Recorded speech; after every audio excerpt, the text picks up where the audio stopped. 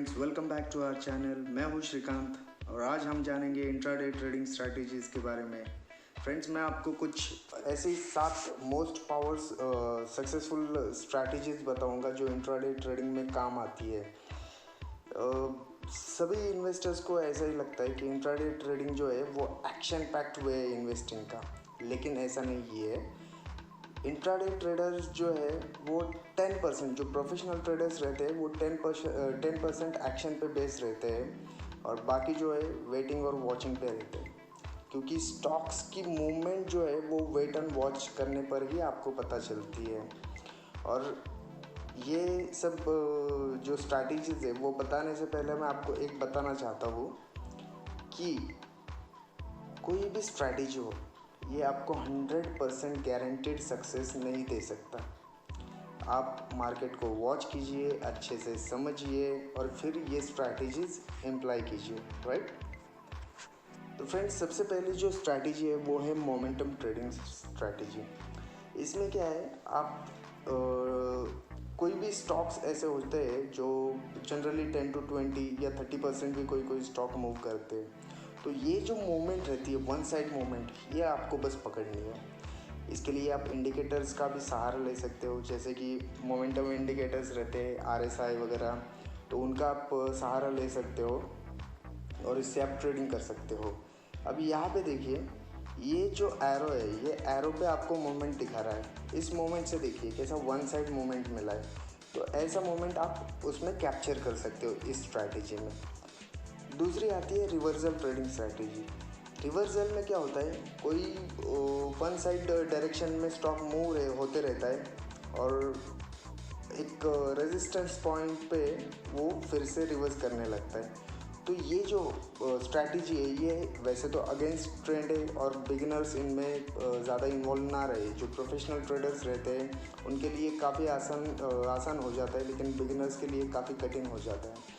तो इसमें क्या है, रिवर्सल ट्रेडिंग स्ट्रैटेजी में आपको तो सपोर्ट और रेजिस्टेंस ढूंढने और उसके हिसाब से फिर आपको रिवर्सल पे काम करना है।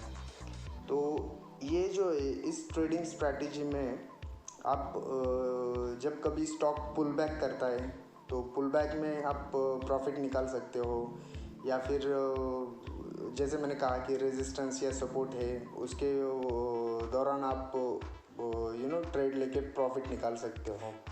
तो अब यहाँ पे देखिए, इस इमेज में आप पिवट्स का भी सहारा ले सकते हो। कभी कभी जो पिवट पॉइंट से स्टॉक रिवर्स हो जाते हैं, तो उस टाइम पे आप एंट्री ले सकते हो और अच्छा सारा प्रॉफिट कमा सकते हो। इस चार्ट में आप देख सकते हो स्टॉक जो है डाउन ट्रेंड में था और जो पिवट है वो पिवट से उसने रिवर्स ले लिया। तो ऐसे ही आपको उसके सपोर्ट्स और रेजिस्टेंस ढूंढने हैं, या फिर उसके पिवट पॉइंट जो है, पिवट पॉइंट्स पे आप काम कर सकते हो। अब तीसरी जो स्ट्रैटेजी है हमारी वो है ब्रेकआउट ट्रेडिंग स्ट्रैटेजी। ये सबसे ज़्यादा पॉपुलर और कॉमनली यूज्ड स्ट्रैटेजी है, क्योंकि इसमें जो सपोर्ट और रेजिस्टेंस हम ड्रॉ करते हैं उस लेवल पर जब स्टॉक आता है और वो लेवल ब्रेक करता है, तो उस लेवल के बाद आप अपनी एंट्री ले सकते हो। वहाँ से वो स्टॉक एक काफ़ी अच्छी दिशा में जाता है। बेसिकली ज़्यादातर ट्रेडर्स यही स्ट्रैटेजी जो है वो यूज़ करते हैं। अब इस चार्ट में देखिए, ये जो रेजिस्टेंस है बार बार इस रेजिस्टेंस को हिट कर रहा था, बार बार ये सपोर्ट को हिट कर रहा था। एक बार इसने रेजिस्टेंस को ब्रेकआउट दे दिया, ब्रेकआउट देने के बाद इतना बड़ा स्टॉक का मूवमेंट मिल गया। तो यही होती है ब्रेकआउट स्ट्रैटेजी। अब नेक्स्ट जो है गैप एंड गो स्ट्रैटेजी। काफ़ी सारे आप स्टॉक्स देखते हो जो मॉर्निंग में जब मार्केट ओपन होता है तो मार्केट में गैप्स क्रिएट होते हैं। अब ये गैप्स क्यों क्रिएट होते हैं? ये होते हैं मार्केट की न्यूज़ की वजह से। मार्केट में सडनली कोई न्यूज़ आ जाती है, उसकी वजह से अगर अच्छी न्यूज़ है तो गैप अप ओपन होता है, अगर बैड न्यूज़ है तो फिर गैप डाउन ओपन होता है, राइट।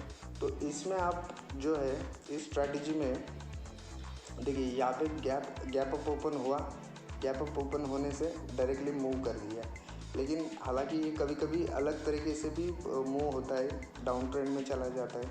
लेकिन इसमें ज़्यादातर ट्रेडर्स क्या करते हैं, छोटा प्रॉफिट कमाने के लिए गैप अप में एंट्री ले लेते हैं और एकदम शॉर्ट पोजीशन बना के अपना प्रॉफिट गेन कर लेते हैं। तो आप भी वैसी स्ट्रैटेजी इसमें यूज़ कर सकते हो। अब पांचवी जो स्ट्रैटेजी है वो है बुल फ्लैग ट्रेडिंग स्ट्रैटेजी। ये वैसे तो आपको ये जो बुल फ्लैग ड्राइंग है वो आपको आइडेंटिफाई करनी पड़ती है स्टॉक के मोमेंट में। बहुत सारा स्टॉक जो है वो एक दिशा में चला जाता है, फिर उसके बाद एक पैटर्न बनाता है।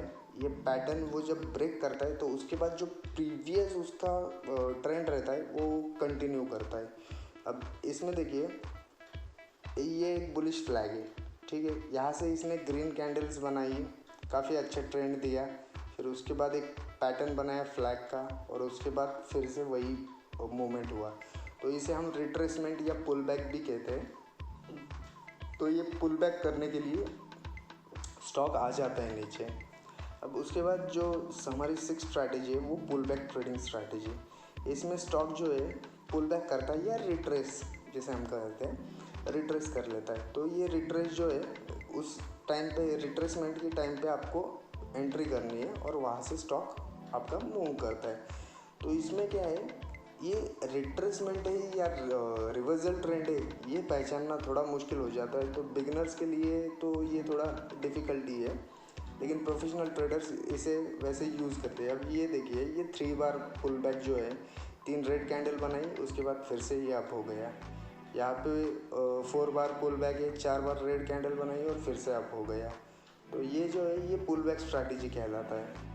और चौथा है हमारा मूविंग एवरेज क्रॉसओवर स्ट्रैटेजी। अब इस क्रॉसओवर में कैसा है, बेसिकली जो मूविंग एवरेज रहते हैं इंट्राडे के लिए तो काफ़ी सारे लोग 521 या 821 यूज़ करते हैं। और जो स्विंग ट्रेडिंग वगैरह करते हैं उनके लिए 20 और 50 EMA SMA यूज़ करते हैं। तो इसमें क्या है, जब छोटे पीरियड का जो मूविंग एवरेज है वो अगर बड़े पीरियड को मूविंग एवरेज को क्रॉस करता है ऊपर की तरफ, तो इसे हम गोल्डन क्रॉसओवर कहते हैं। ये गोल्डन क्रॉसओवर जब होता है तब वहाँ से स्टॉक ऊपर जाता है। अब देखिए एग्जांपल पे समझते हैं। ये जो येलो लाइन है, ग्रीन लाइन है सॉरी, उसको ब्लू लाइन ने क्रॉसओवर किया है, तो इसे गोल्डन क्रॉसओवर कहते हैं। और फिर यहाँ से स्टॉक देखिए आप ऐसे ऊपर चला गया। तो ये एक मोमेंट है जहाँ पे आप ये कैप्चर कर सकते हो। तो फाइनली इनमें से ज़्यादातर स्ट्रैटेजीज ऐसी ही है कि जो चार्ट को ध्यान में रख के आप इम्प्लीमेंट कर सकते हो, क्योंकि आपको इसमें मार्केट का नॉलेज, मार्केट की अवेयरनेस, ट्रेंड का अवेयरनेस और जो बाकी के इवेंट्स हो रहे हैं, इवेंट्स में क्या चेंज हो रहा है, वो सब आपको जानना ज़रूरी है। अब समझिए HDFC बैंक जो है वो अच्छे ट्रेंड में जा रही है और सडनली आप देखते हो कि वो फॉल हो गई।